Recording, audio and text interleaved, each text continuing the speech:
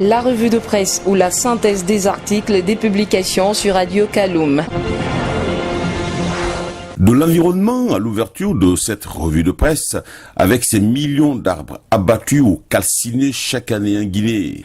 Et sur le fil de Guinée7.com, ces arbres sont abattus pour avoir du charbon de bois ou dégager le chemin pour des projets miniers.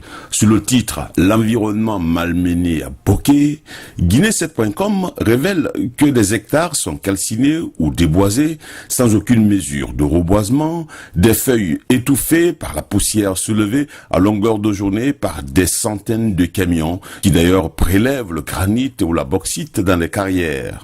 La réalité est déroutante entre le centre-ville de Boké et le petit village de Malapouya. Les mines installées dans cette zone propice à la culture de l'anacarde favorisent la déforestation par la réalisation de gigantesques routes devant servir de passage aux camions. Il y a un dépôt de sable qui peut contribuer à l'ensablement des lits des différents cours d'eau de proximité.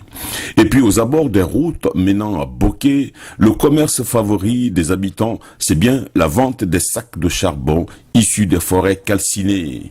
Et avec Guinée7.com, ces populations restent toujours dans la pauvreté et aucune mesure n'est prise pour arrêter cette exploitation sauvage de la végétation en Guinée.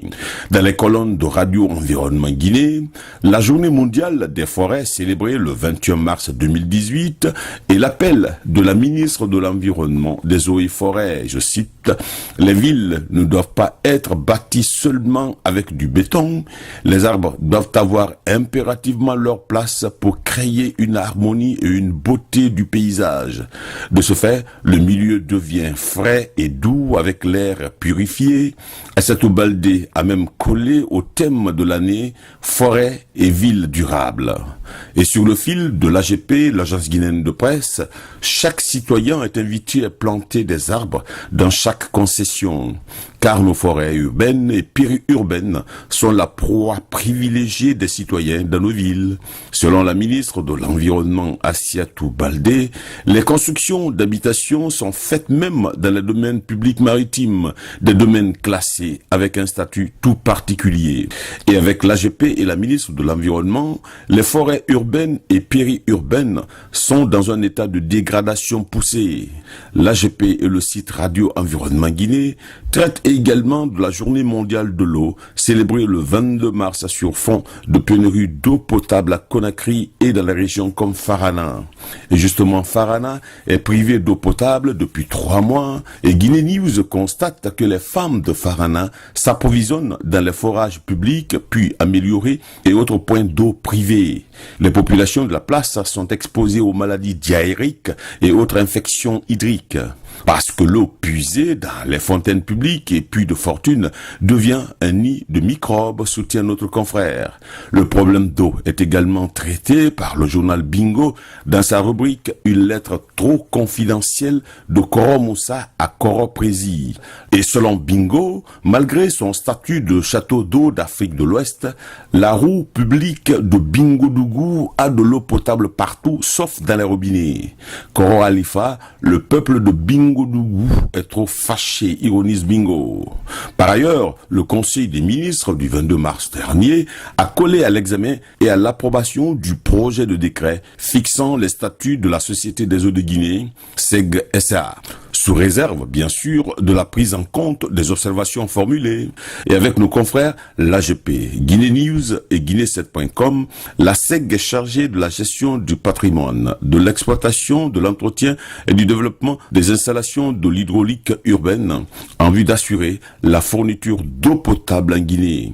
Le Conseil des ministres du 22 mars a également traité de la rationalisation des exonérations fiscales et douanières.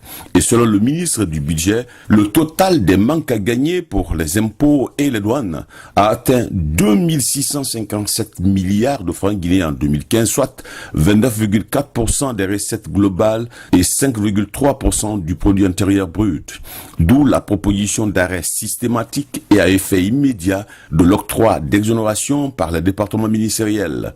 Outre la fin des exonérations ad hoc et la rationalisation de la méthode de délivrance des exonérations, il est surtout question de faire soutenir les exonérations par des cahiers des charges. L'AGP, qui s'en fait l'écho, revient d'ailleurs sur la destruction de 150 bâtiments par un vent violent à Pinet et autres localités de Lola. Au moins 602 familles sont sans abri. Politique enfin, pendant que Bingo revient sur la contestation des résultats des communales du 4 février dans sa rubrique « Les preuves de force », eh bien Soleil FM Guinée.net colle au bilan des manifestations de l'UFDG jeudi sur l'axe Koza-Bambeto. Un commissariat de police incendié à Koza, un gendarme blessé à l'œil gauche, 3 motos et un véhicule sont partis en fumée, 2 agents de police ont été blessés. Des darés ont été emportés par les manifestants de l'UFDG avant que Bafoué et ses hommes ne repoussent bien sûr les marcheurs. Sur le fil de Guinée7.com, le responsable de la police dit avoir restauré l'ordre. Selon lui, il faut agir par la force pour que Cellou Dalein Diallo respecte la loi. Lit-on dans les colonnes de Guinée7.com. C'était la revue des publications aux presses hebdo sur Radio Kaloum.